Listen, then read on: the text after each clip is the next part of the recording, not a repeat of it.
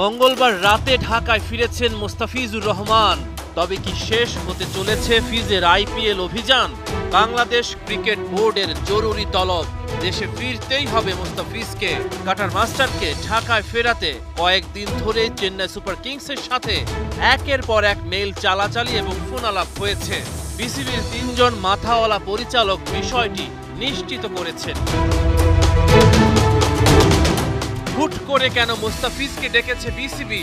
ফিজ যে আইপিএলে বাংলাদেশ দলের একমাত্র প্রতিনিধি, চেন্নাই সুপার কিংসের জন্য বেশ ভাইটাল তিনি।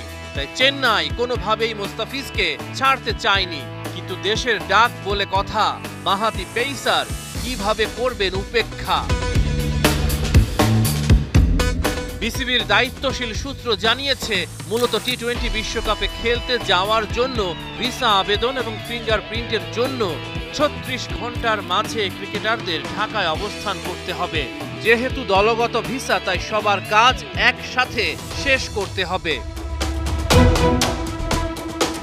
কিন্তু চেন্নাই সুপার কিংস টুর্নামেন্টের এই পর্যায়ে কোনোভাবেই মোস্তাফিজকে হারাতে চায়নি, কারণ দেশে ফিরলে তার ছন্দে ঘাটতি হতে পারে, এমনটাই তাদের ভাবনা।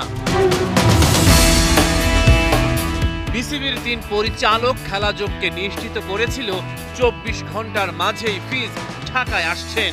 তবে কি তিনি চেন্নাইয়ের পরবর্তী ম্যাচ মিস করবেন? ৪ তারিখ দুপুর ১২টার মধ্যে বারিধারা ডিপ্লোম্যাটিক জোনে আমেরিকান এম্বাসিতে ফিঙ্গারপ্রিন্ট দেবেন মোস্তাফিজ। ধোনির দলের চতুর্থ ম্যাচ শুক্রবার। ভিসা আবেদনের প্রয়োজনীয় কাজ শেষে ফিজ চেন্নাইয়ের সাথে কবে যোগ দেবেন আবার? মোস্তাফিজকে ৩ দিন ঢাকায় অবস্থান করা লাগতে পারে, কারণ আমেরিকান এম্বাসি ২ দিন পাসপোর্ট জমা রাখবে।